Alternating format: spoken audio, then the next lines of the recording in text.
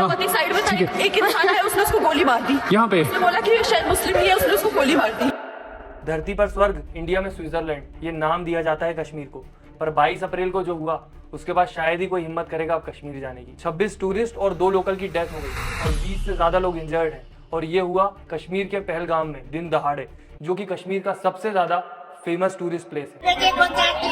बैठो बैठो, हम लोग फौज हैं। बैठो अरे हम लोग फौजी हैं, कुछ नहीं करेंगे।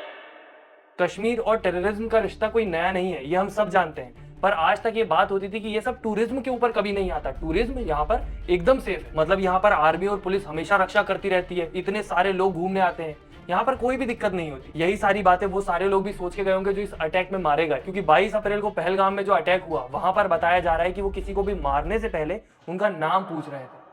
और वो क्लिप भी आपने देखी होगी जिसमें वो महिला बोल रही है कि पहले उन्होंने नाम पूछा फिर गोली मारी, और गोली मारने से पहले कहा कि ये मुसलमान नहीं है, इसे गोली मार दो। और इस अटैक की जिम्मेदारी ले रहा है टीआरएफ, द रेजिस्टेंस फ्रंट। अगर आप टीआरएफ के बारे में नहीं जानते हैं तो वो बेसिकली लश्कर तैयबा ही है। बस इंटरनेशनल ट्रबल से बचने के लिए पाकिस्तान ने इसको रीब्रांड किया है नए नाम के साथ, सेम टेरर अटैक प्लान करने के लिए। और टीआरएफ वाले प्रोपोगेंडा चलाते हैं कि जो नॉन कश्मीरीज हैं, जो कश्मीर में बस रहे हैं, उनसे हम कश्मीर वालों के हक के लिए लड़ रहे हैं। पर असलियत ये है कि पाकिस्तान जो कि एक टेररिस्ट कंट्री घोषित होने ही वाला था, जो कि हुआ नहीं, पर अगर वो हो जाता तो ना इन्हें कोई एड मिलती, ना मदद मिलती, ना ही कोई इंटरनेशनल फंडिंग। और इसीलिए 2019 के बाद लश्कर तैयबा का ही नाम टीआरएफ दे दिया गया था। और इसके बाद में जो बोलने वाला हूँ वो स्पेक्यूलेशंस भी हो सकते हैं, क्योंकि अभी नई खबर आई है, इससे रिलेटेड ज्यादा कोई ट्रस्टेबल सोर्स नहीं है जिनकी बातें हम माने। तो कहा यह भी जा रहा है कि हमला पाकिस्तान की तरफ से हो सकता है, और वो दिखाना चाहते थे इसको लोकल इशू, ताकि फिर से हिंदू मुस्लिम कम्युनल राइट्स हो, अंदर ही अंदर दंगे हो। और इसका सबसे ज्यादा नुकसान होगा कश्मीर की इकोनॉमी पर, क्योंकि उनकी इकोनॉमी टूरिज्म पे ही चलती है। और यही रीजन है कि ये जो टेररिस्ट है, जो खुद को फ्रीडम फाइटर कहते हैं, जिनका कहना है कि वो कश्मीर को आजाद करवाना चाहते हैं, वो कभी भी टूरिस्ट पर अटैक नहीं करते, क्योंकि उनका कहना है कि उनकी लड़ाई सिविलियंस और टूरिस्ट से नहीं है, उनकी लड़ाई अथॉरिटीज से है। लेकिन ये एक प्लान्ड अटैक भी हो सकता है, क्योंकि यूएस के वाइस प्रेसिडेंट जब इंडिया में विजिट किए उसी वक्त पर यह हमला हुआ, और ये पहले भी हो चुका है। जैसे ही कोई यूएस का प्रेसिडेंट या वाइस प्रेसिडेंट इंडिया में आने वाला होता है, ये तभी हमला करते हैं, इंडिया को अनस्टेबल दिखाने के लिए। लेकिन in terms of peace and security, तुम लोग सोचो, एक आदमी को मार दिया गया जो अपनी फैमिली के साथ घूमने गया था, उसकी फैमिली के सामने। और जब उसकी फैमिली वालों ने बोला कि जब तुमने इन्हें मार ही दिया है तो हमें भी मार दो, हम जी के क्या करेंगे, तो उसने बोला कि नहीं, मैं तुम्हें नहीं मारूंगा, तुम ये बात जाके मोदी को बताओ।